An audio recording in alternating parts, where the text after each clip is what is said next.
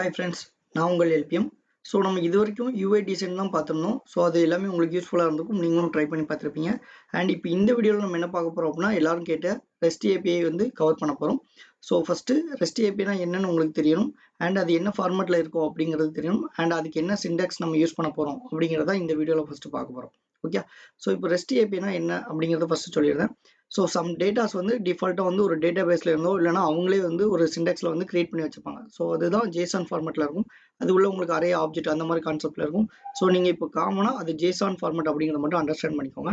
So அதில் வந்து உங்களுக்கு டிஃபால்ட்டாக ஒரு யூசர் இருக்காங்க அப்படின்னா அவங்களுடைய ஐடி, அவங்களுடைய நேம், அவங்களோட இமெயில், அவங்களுக்கு ப்ரொஃபைல் பிக்சர் இருந்தால் அது, ஸோ அட்ரஸ், ஃபோன் நம்பர், அந்த மாதிரி பேசிக்கான டீட்டெயில் எல்லாமே வச்சுருப்பாங்க. ஸோ அது யூசர் 1 2 3 4 2 அப் டு வந்து n வரைக்கும் வச்சுருப்பாங்க. இப்போ அந்த டீட்டெயிலாம் எடுத்து நம்ம ஆல்ரெடி பார்த்துருந்தோம் பார்த்தீங்களா யூசர் ப்ரொஃபைல். ஸோ அதில் வந்து நம்ம கால் பண்ண போகிறோம். ஸோ அதுதான் வந்து பார்ட் 2ல் பார்க்க போகிறோம். ஸோ இப்போ இதில் ஜஸ்ட் அந்த REST API எப்படி எடுத்து நம்ம அதில் எப்படி ஷோ பண்ண போகிறோம் அப்படிங்கிறத மட்டும் தான் இதில் பார்க்க போகிறோம். ஓகே, ஸோ வாங்க வீடியோக்குள்ளே போகலாம். ஓகே, ஸோ இப்போ நம்ம டிஃபால்ட்டாக வந்து ஹலோ வேர்ல்ட் அப்படிங்கிற அந்த ப்ரோக்ராம் சூஸ் பண்ணியிருக்கோம். அண்ட் அதுக்கு வந்து Flutter API அப்படிங்கிற மாதிரி நேம் கொடுத்துருக்கோம். ஸோ இது எப்படி கிரியேட் பண்ணுறது அப்படின்னு தெரியாதவங்களுக்கு கீழே டிஸ்கிரிப்ஷனில் லிங்க் கொடுத்துருக்கேன். ஸோ அதை கிளிக் பண்ணி ஃபஸ்ட் அதை பார்த்துட்டு அப்புறம் இதை கன்டினியூ பண்ணுங்கள், ரொம்பவே ஹெல்ப்ஃபுல்லாக இருக்கும். ஓகே, ஸோ இப்போ REST API நம்ம யூஸ் பண்ணோம் அப்படின்னா அதுக்கு சம் பேக்கேஜஸ் வந்து நம்ம இம்போர்ட் பண்ணணும். ஸோ ஃபஸ்ட்டு டிஃபால்ட்டாக நம்ம உள்ள பேக்கேஜ் கொடுத்துக்கலாம். ஸோ இம்போர்ட் டாட் அதில் பார்த்தீங்கன்னா கன்வெர்ட்னு கொடுத்துருப்பாங்க. ஸோ இதை யூஸ் பண்ணிக்கோங்க. அண்ட் இதெல்லாம் வந்து நமக்கு வந்து JSON ஃபார்மேட்டை எடுத்து நம்ம அவுட்புட்டை வந்து டீக்ரிப்ட் பண்ணதுக்காண்டி நமக்கு தேவைப்படும். ஸோ அதனால் இதை ஜஸ்ட் இம்போர்ட் பண்ணிக்கோங்க. அண்ட் டாட் IO கொடுத்துக்கோங்க. ஓகே, ஸோ இந்த ரெண்டு பேக்கேஜும் நமக்கு டிஃபால்ட்டாக உள்ளது, அதையும் நம்ம இம்போர்ட் பண்ணிட்டோம். ஸோ இப்போ தேர்ட் ஒன்று இருக்குது, அதுக்கு வந்து நம்ம pubspec அப்படிங்கிற YAML அப்படின்னு ஒரு ஃபைல் கொடுத்துருப்பாங்க. ஸோ இது வரைக்கும் நம்ம வந்து இந்த ஒரே பேஜ்லேயே எல்லா கோடையும் ரிமூவ் பண்ணி நம்மளா கோடு வந்து டைப் பண்ணி செக் பண்ணி பார்த்துருந்தோம். ஸோ இப்போ தான் உங்களுக்கு வந்து நான் ஃபோல்டர் ஸ்ட்ரக்சர்னா என்னன்னு சொல்ல போகிறேன். ஸோ இதில் பார்த்தீங்கன்னா தெரியும் உங்களுக்கு லெஃப்ட் சைடில் லிப் அப்படின்னு ஒரு ஃபோல்டர் கொடுத்துருப்பாங்க. அதில் மெயின் டாட் டாட். ஸோ இது வரைக்கும் நம்ம ஒர்க் அவுட் பண்ண எல்லாமே இந்த மெயின் டாட் டாட் அப்படிங்கிற ஃபைலில் தான் ஒர்க் அவுட் பண்ணியிருப்போம். ஓகே, ஸோ இப்போ நம்ம என்ன பண்ண போகிறோம்னா ஃப்ளட்டரை பொறுத்த வரைக்கும் நிறைய பேக்கேஜஸ் வந்து இம்போர்ட் பண்ணோம் அப்படின்னா அதுக்கு இந்த YAML ஃபைலில் தான் வந்து இம்போர்ட் பண்ணணும்.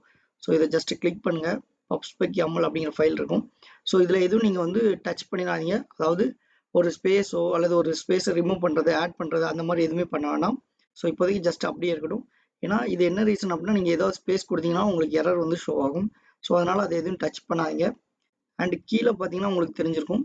ஸோ பப் கெட் அப்படின்னு கொடுத்துருப்பாங்க, பப் ரன் கொடுத்துருப்பாங்க. ஸோ இதெல்லாம் பார்த்தீங்கன்னா நிறைய பேக்கேஜஸ் தான் வந்து நம்ம இம்போர்ட் பண்ணி ரன் பண்ண போகிறோம்.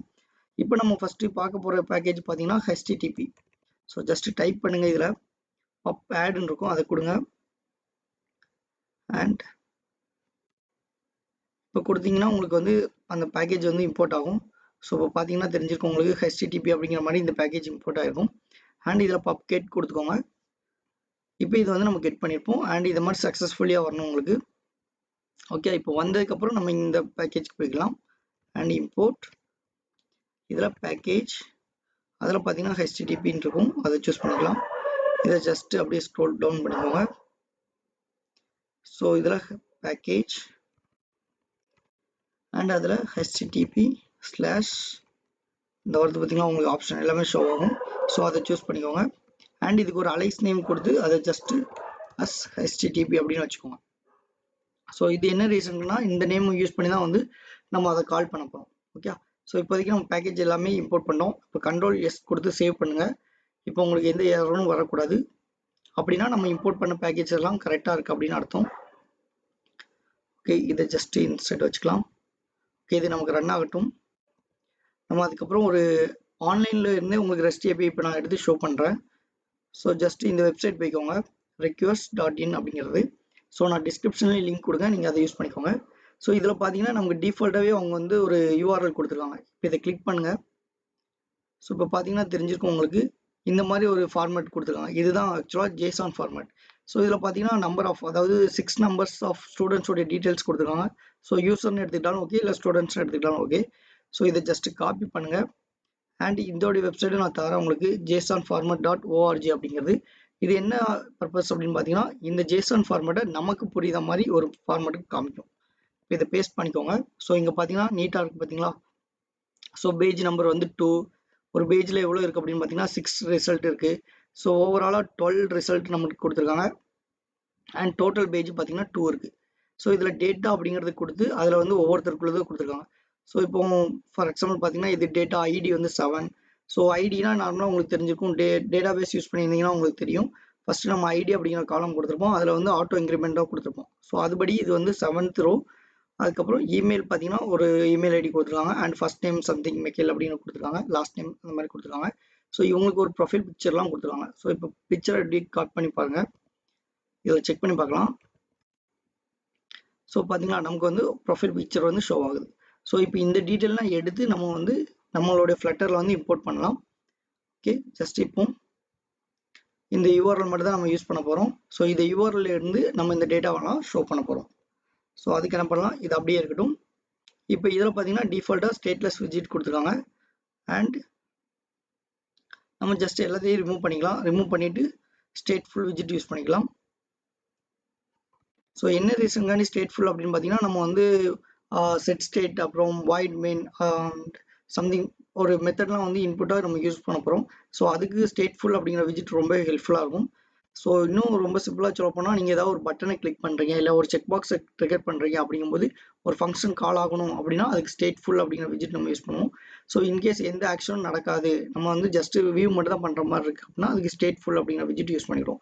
ஸோ இப்போ இதுக்கு முன்னாடி உள்ள வீடியோலாம் பார்த்தீங்கன்னா உங்களுக்கு தெரிஞ்சிருக்கும், நம்ம வந்து ஜஸ்ட் யூஐ மட்டும் தான் கவர் பண்ணியிருப்போம். ஸோ ஒரு கண்டெய்னர் யூஸ் பண்ணியிருப்போம், ஒரு ரோ, ஒரு டிவ் அந்த மாதிரி தான் யூஸ் பண்ணியிருப்போம். அதில் எந்த ஆக்ஷனும் நடந்திருக்காது, ஜஸ்ட் ஸ்க்ரோல் வேணுமா இருக்குமே தவிர வேற எந்த ஆக்ஷனும் இருந்திருக்காது.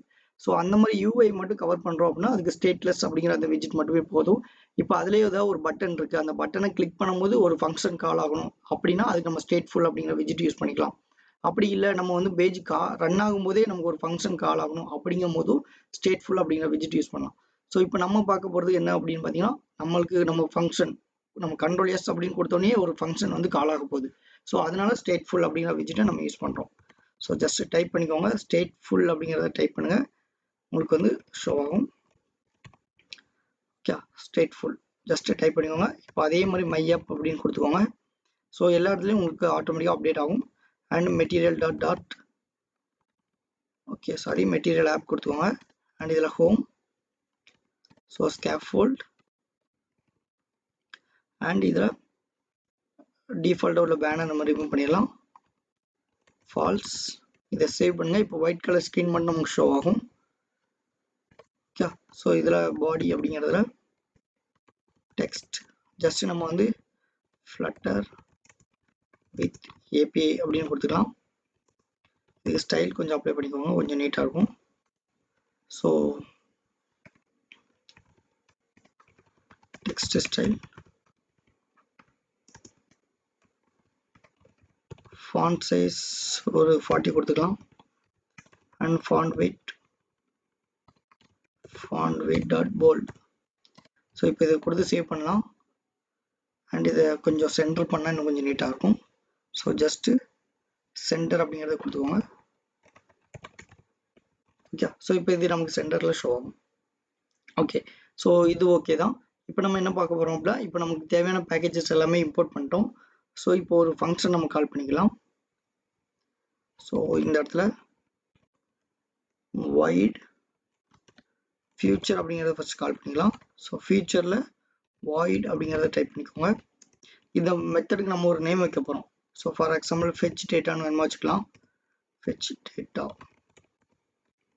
அண்ட் இதில் நம்ம பார்த்தீங்கன்னா asynchronous யூஸ் பண்ண போகிறோம்.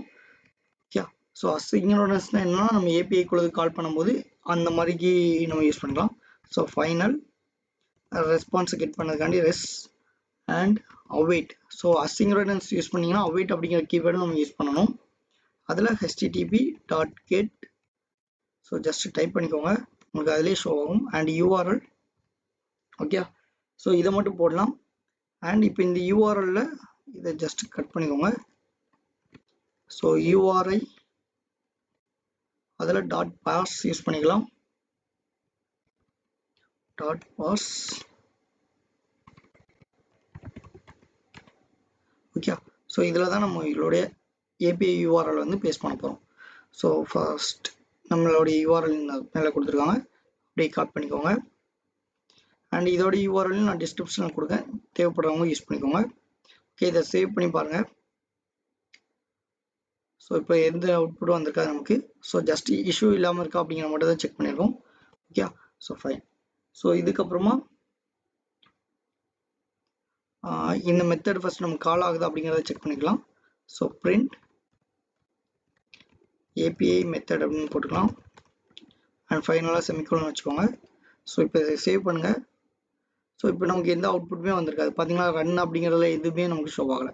ஸோ இதுக்கு நம்ம ஃபஸ்ட்டு ஒரு மெயின் கால் பண்ணிக்கலாம். ஸோ initstate அப்படிங்கிற மாதிரி ஒரு ஸ்டேட் கொடுத்துருக்காங்க, அது கால் பண்ணலாம்.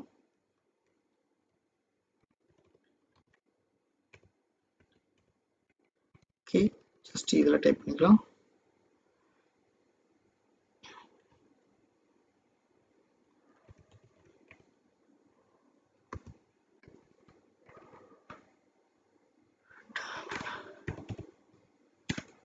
ஸோ இந்த ஃபங்க்ஷனுக்குள்ளே கால் பண்ணிக்கோங்க. அதனால தான் நம்ம வந்து உங்களுக்கு ஸ்டேட்ஃபுல் அப்படிங்கிற விஜிட்டே நம்ம யூஸ் பண்ணியிருக்கோம். ஓகே, அண்ட் இதில் நம்மளோட மெத்தட் நேம் என்னது ஃபெட்ச் டேட்டா, அதை அப்படியே கால் பண்ணிக்கோங்க. இதில் கொடுங்க. இப்போ செமிகோலன் வச்சுக்கோங்க. இப்போ பார்த்தீங்கன்னா உங்களுக்கு தெரிஞ்சிருக்கும். ஸோ இது வரைக்கும் நமக்கு எந்த ரிசல்ட்டுமே இங்கே வரல. இப்போ நம்ம சேவ் கொடுக்கலாம். இப்போ கண்ட்ரோல் எஸ் கொடுத்தோடனே நமக்கு என்ன நடக்கும், இந்த initstate இருக்கிறதுனால இந்த ஃபெட்ச் டேட்டா அப்படிங்கிறத பார்க்கும். ஸோ ஃபெட்ச் டேட்டாக்குள்ளே பிரிண்ட் அப்படின்னு நம்ம கொடுத்துருக்கனால API மெத்தட் அப்படிங்கிறது உங்களுக்கு கால் ஆயிருக்கு. ஓகே, ஸோ இதில் என்ன தெரியுது உங்களுக்கு, நம்ம ஜஸ்ட் நம்ம ஆப் இனிஷியேட்டாக ரன் ஆகும்போதே ஒரு மெத்தட் வந்து ஆட்டோமேட்டிக்காக கால் ஆகுது. அதுக்கு மெயின் ரீசன் என்ன, நம்ம ஸ்டேட்ஃபுல் அப்படிங்கிற விஜிட் யூஸ் பண்ணியிருக்கோம். அதில் ஒரு ஃபங்க்ஷன் கிரியேட் பண்ணியிருக்கோம். அந்த ஃபங்க்ஷனை initstate அப்படிங்கிற ஃபங்க்ஷன் மூலமாக கால் பண்ணியிருக்கோம். ஓகே, ஸோ இப்போ நம்ம API கொடுத்துருக்கோம். இதுலேருந்து ரெஸ்பான்ஸ் நம்ம கெட் பண்ணலாம். ஸோ ஃபஸ்ட்டு இப்போ பிரிண்ட் இதில் res.status code. ஸோ இந்த ரெஸ்பான்ஸோடைய ஸ்டேட்டஸ் கோடு என்ன இருக்குது அப்படிங்கிறத இப்போ பார்க்கலாம். மறுபடியும் கண்ட்ரோல் எஸ் கொடுத்து சேவ் பண்ணிக்கோங்க. ஸோ இப்போ பார்த்தீங்கன்னா தெரிஞ்சிருக்கும் இதோடைய ரெஸ்பான்ஸ் வந்து 200. ஸோ 200னா என்ன ரிசல்ட் அப்படின்னு பார்த்தீங்கன்னா அது சக்ஸஸ். ஸோ நமக்கு வந்து ரிசல்ட் வருது அப்படிங்கிறத மீன் பண்ணும். இன்கேஸ் 404 500 அந்த மாதிரி நிறைய எரர் கோட் இருக்குது. ஸோ அதுக்கெல்லாம் ஒவ்வொரு ரீசன் இருக்குது. இப்போதைக்கு நமக்கு ஃபஸ்ட்டு 200 அப்படின்னு வந்துருச்சு அப்படின்னா என்ன அர்த்தம், அதில் ரிசல்ட் இருக்குது ப்ளஸ் அது கரெக்டாக ஒர்க் ஆயிருக்கு அப்படிங்கிறது அர்த்தம். ஓகே, ஸோ இப்போ இதில் உள்ள ரிசல்ட் எல்லாம் நம்ம வந்து ஃபெச் பண்ணலாம். So if res.status code equal 200 என்ன அர்த்தம், எனக்கு வந்து 200 இருந்தால் மட்டும் இந்த ரிசல்ட்டை ஷோ பண்ணுங்க அப்படின்னு நம்ம சொல்ல போகிறோம். ஓகே, ஸோ இப்போ அதை பாருங்க.